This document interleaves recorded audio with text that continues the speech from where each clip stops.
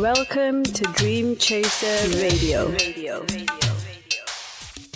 Welcome back to the world famous Dream Chaser Show. I'm your host, Will Lane, and today's guest is Daniel Freeman. But before we get into that, I want to remind everybody that coming up July 26th is the Dream Chaser Entrepreneur Mastermind Group.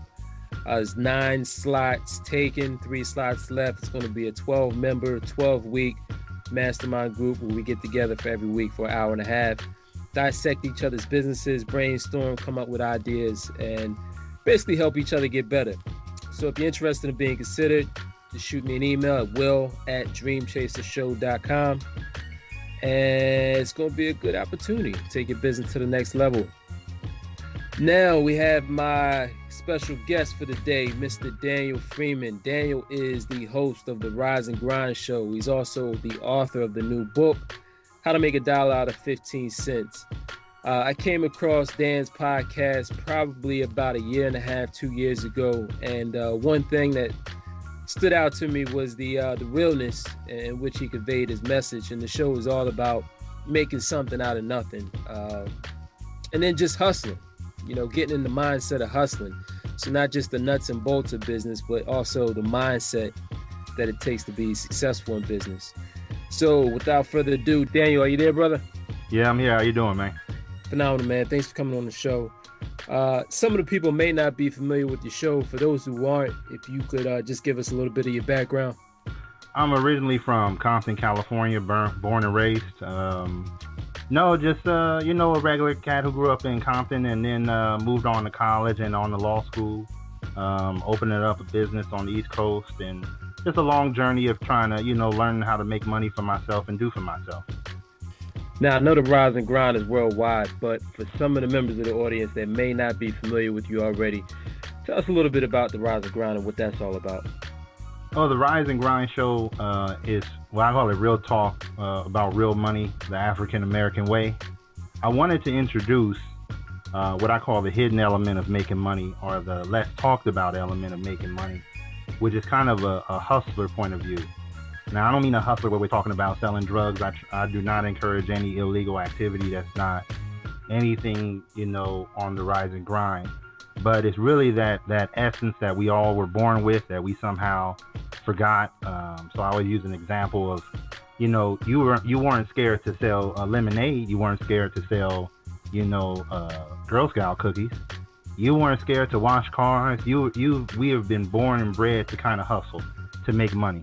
You know what I mean? All of us have that in common, but as we get older, we put down that kind of hustling point of view. And I wanted to make sure that I brought it back to the forefront. Not because I don't encourage, education and any other thing that, makes money, but just that I wanted to say, there's another way, and I wanted to provide that other way. So podcasting allows me to reach, there's no education level on listening.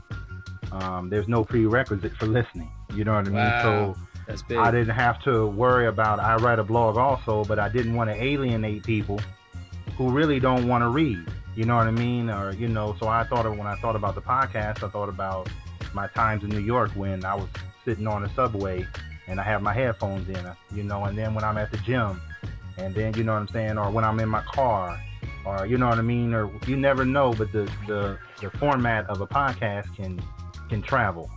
You know what I mean? The format of the podcast right now, the Rise and Grind Show, is heard in Abu Dhabi and England and Canada, and who knew if they would have ever came to the Rise and Grind, right?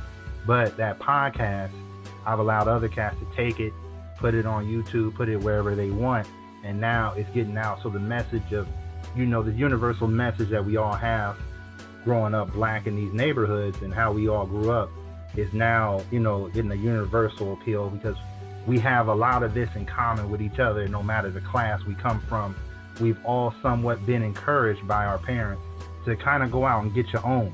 You know what I mean? And this was our first run at it, at whatever little thing you did. I used to sell annihilators, and you know what I mean? Some people used to sell pencils when we used to pay pencil break when we were kids.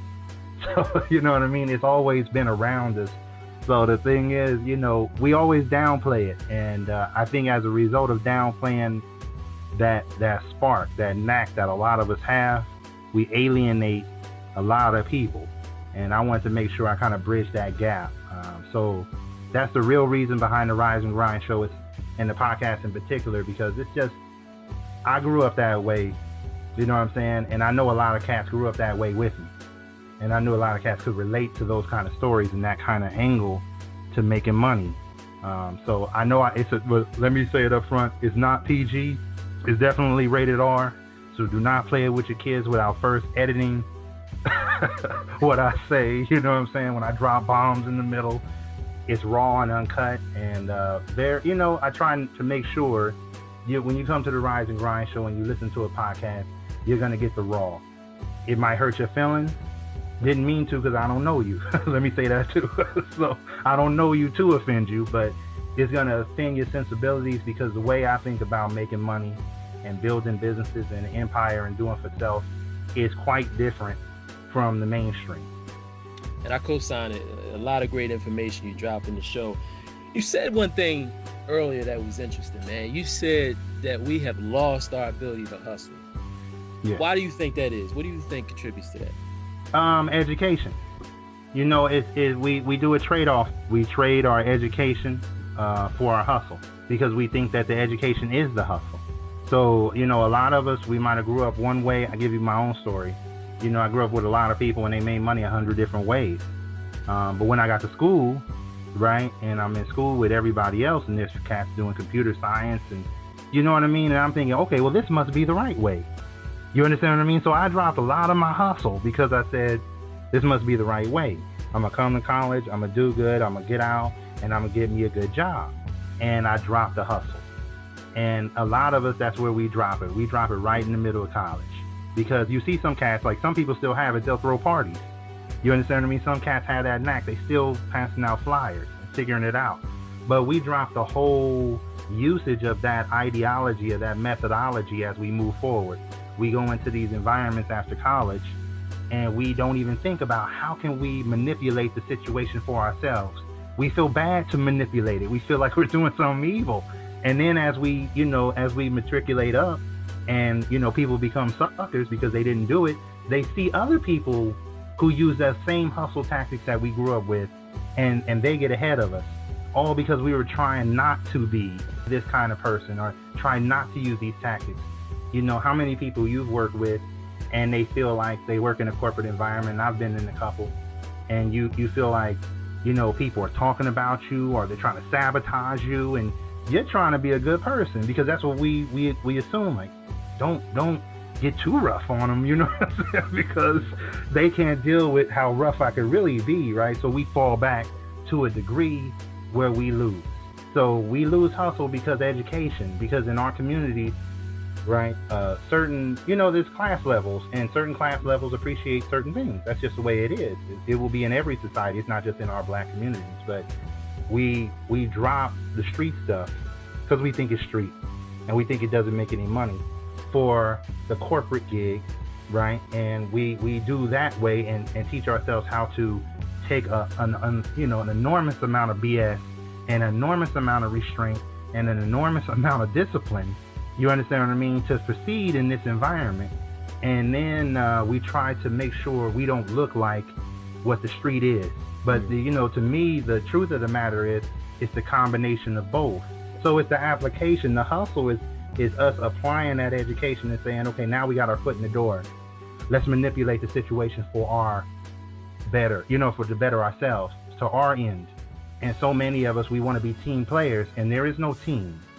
It's every man for himself, every woman for herself. You know what I'm saying? Especially in these environments. And we learn that a lot older. We learn that when we get into our 30s and 40s. That's when we learn that, man, should have been on it day one. Should have got up and moved on to that other job when it came up. Should have kept moving. So for me, from my background, I brought the hustle with me. You understand what I mean? So when I stepped into these corporate environments, if there was a better job to the left, I left. You know what I'm saying? I didn't wait around like everybody else. Well, you're going to sit here for 2-3 years and we're going to move you up. I thought, hey man, I can move up right now over there. And one time one person came over to me and said, what is your resume going to look like? And I said, like a cat who makes money, like a successful person, because I didn't wait in line. This ain't the cafeteria. It's every man for himself. And most people, we just drop the hustle and we accept this new way, and it's not to our benefit. A lot of people, when you know them, they're stressed out. You know what I'm saying? They get, people jump over them. They don't get hired or they don't get promoted. All this is because the person got locked into another ideology foreign to the one they know. It's foreign. It's very foreign to us because we're used to saying, hey man, a deal is a deal. Yeah, we got it. Let's move on. We're not used to this other level of people intentionally trying to sabotage you and us sit back and smile about it. What part of the game is that? so we abandon it because we want to be educated and we value education so much we abandon the hustle. And it's almost like self-promotion becomes something to be ashamed of. Exactly.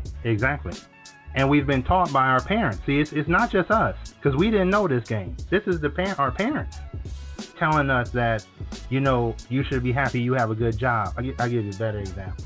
When I was in Philly, I'm moving from, I used to work at a big law firm, and I worked for a big insurance company out there. And my mother would say, that's a good job. Everybody, mom, that's a good job. You got a good job. Got him a good job. Right. You should stay there. You know what I'm saying? And you're going to be one of the youngest people to ever blah, blah, blah. Right. And you know what I'm saying? But I still moved on. But until I made it in business, my mother was still like, as I say, when we come back to the hustle thing, I know that money doesn't have a waiting time. That's for the suckers. That's for the people who believe that they have to wait to get money. I'm not waiting to get any money. I didn't wait to get money when I was 7. I didn't wait. I didn't wait for anything. So, there's a way that has been scripted for us. And I went, I flipped the script. I got out of that. So that, there you go. Well, what was the turning point for you? Well, when did you finally say, okay, this is what it's really about. This is what's really going on. I got to make a run for it. I can remember down to the day, because this is going to be the tragedy.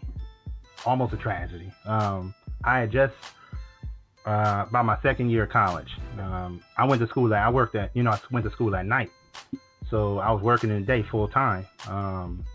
And I used to work in this big, like a nutritional pharmaceutical company. And I used to be like a billing clerk, helping to, get out the invoices and everything else. And I did so well that we caught up with all our billing, which is, it's money for a company. When your billing catches up, it's money. Things are finally rotating. So I'm proud of myself. I'm doing a good job. Very humble cat, doing my job. Then I had this vice president. He didn't like me for one reason or another. Now, mind you, I'm a young dude. I'm probably 20, 19. You know what I mean? I don't mean any harm to anyone. I'm just happy to make money and, and contribute, right? The educated way. Right? I'm contributing. I'm adding value to the company. And then he just came up one day and told my supervisors they were firing me. And my supervisor was crying, right? Lady, I knew she was crying. And then she said, I don't know why they're letting you go. You've done an excellent job. We caught up on everything.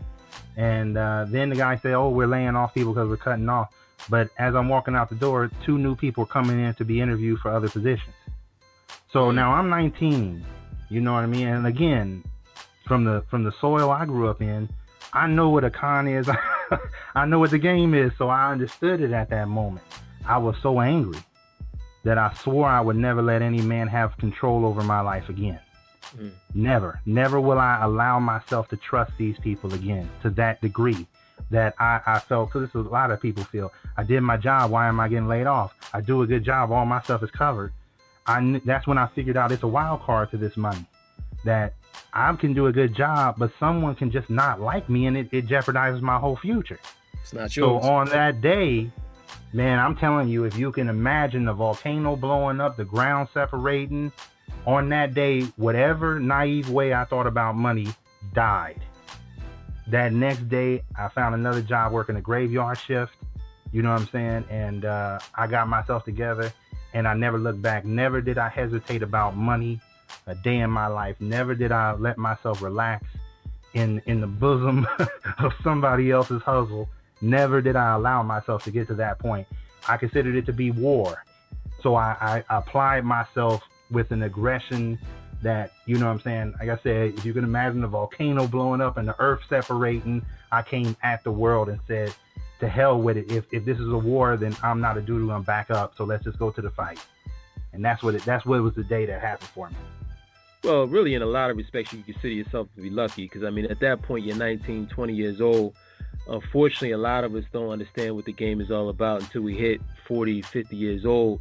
At that point, you might have a mortgage, 3 kids, 1 on the way, and it's almost like you're trapped in the situation. So from that respect, it's good that you learned a lesson early on. But I want to get a little bit into the book, How to Make $1 Out of 15 Cents. Talk to us a little bit about that and what we might expect to find out of it. Well, the real process that came from writing the book was actually on the blog. A cat named Roy Rose on the blog said, you know, when we were talking about just chopping it up about money and everything else, he said, where is that blueprint? Where is that book, Freeman? So it got me to writing the book. It took me about, really, I want to say about 6 months, but if in real like writing terms, maybe a week or 2. The format of the book primarily is kind of like, here's what everyone tells you to do and why they'll fail. And then at the end, here's my recommendations. Here's how we proceed to do it. I wanted to make sure that young cats, because I had to go, you know, up the mountain and come down and know I never had to go up the mountain. You know what I mean? I could have did this without even going to college. College has helped me out a lot in business, so I don't want to downplay it. If I keep putting that little caveat in there, I don't want cats not to go. But it's a thing that, you know, I learned a different way. And I wanted to make sure that the cats who really are kind of feeling disenfranchised about, you know what I mean, making money and really getting into this game and really providing for your family. The way the world is set up right now, they consider it to be, if you're uneducated in the form of going to college or having these advanced degrees, that you really have no chance to make it, like you're permanent underclass. And I wanted to make sure, you know, I always say it's my duty to make sure that people know, hey, they have their way and we can have our way. Let's see who wins, right? You can do it this way, or you can do it the way I said. We'll see who wins. I mean, that's the way I've always considered competition with people. I'm not really competing against you. I'm competing against your ideology. I have mine, you have yours. We'll see who wins.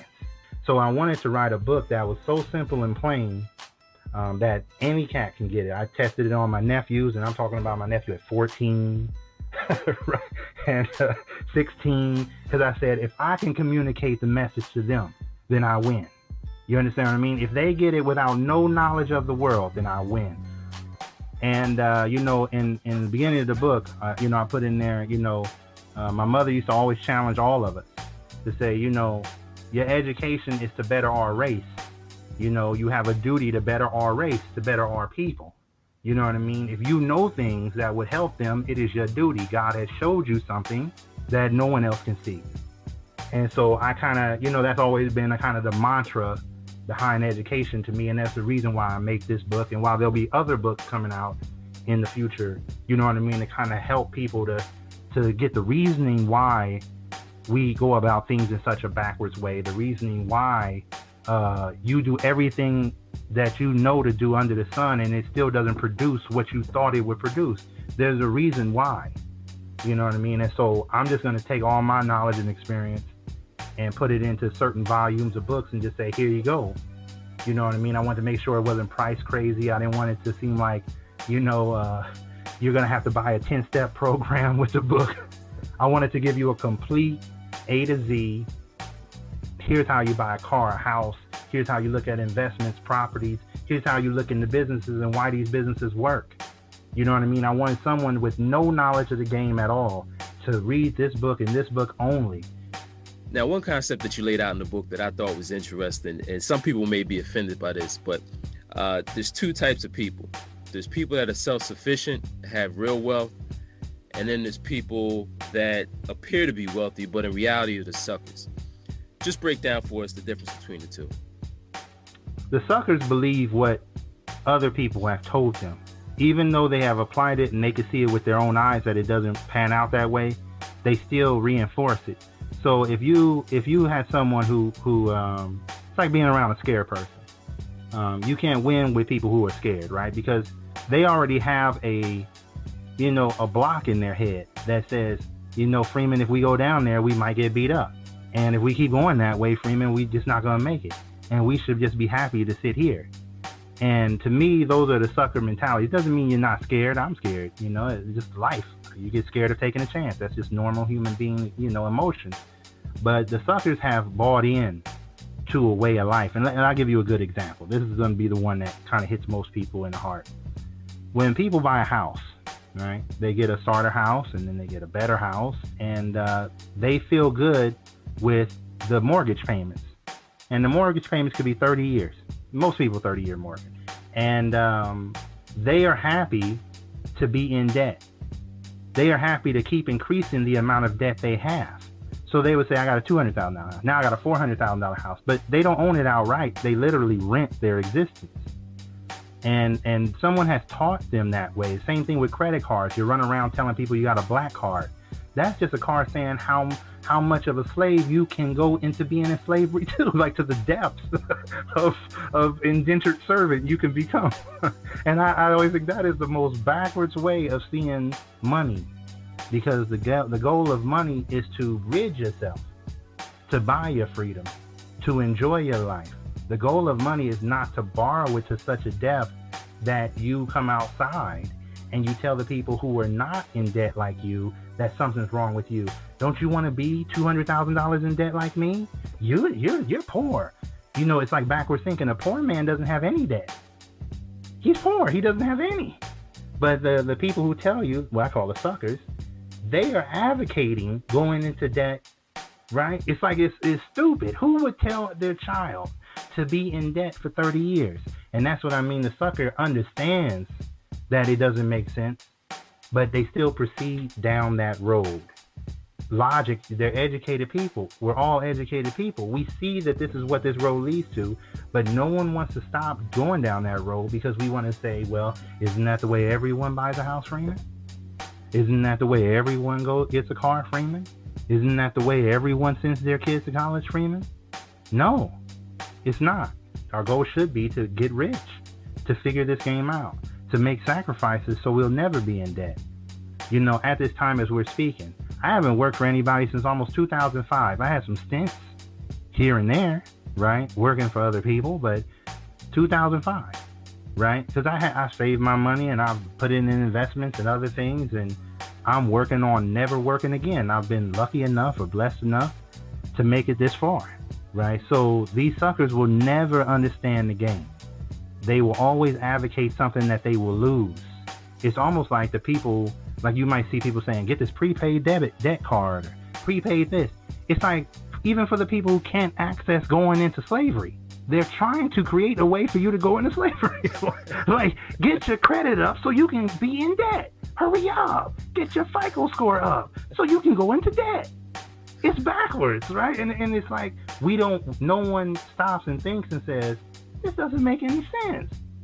So that's why I said this is, when I describe in the book of suckers and, and the people who figured it out, I'm trying to show you that, hey, all the way down to picking a car, this is a sucker move. There's nothing wrong with you that you aren't in debt, that you don't think of it the same way. And I don't want this book to be thought of as an in-debt book. It's not. It's really a book about step 1, step 2, and why to do it, step 3. And I'm going to show you how to build a non-debt portfolio of income producing things, whether it be rental properties or businesses or a skill you picked up on the side. Everything in this book is called How to Make $1 Out of 15 Cents. Everything in this book is teaching you how to do for self and do it without even being in debt. I can show you how to get out this game in 5 years. And as I'm sitting here listening to you, I mean, it's really hard to disagree. Like I said, a lot of people may get offended, but if you really take the time to sit down and think about it, it's really difficult to disagree with anything that you say. I think the problem is, and not even a problem, I think the challenge for a lot of people is just society kind of brainwashes you into thinking, well, I got to dress a certain way, or I got to drive a certain type of car.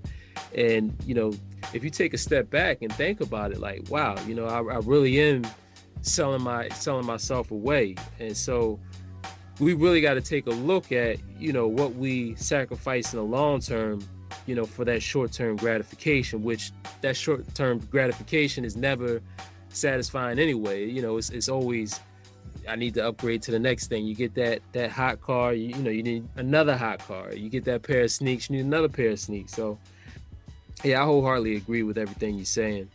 Another concept in the book that, again, I think some people may get offended by, you talked about a lot of people not having real skills. What they think are skills are really not skills at all.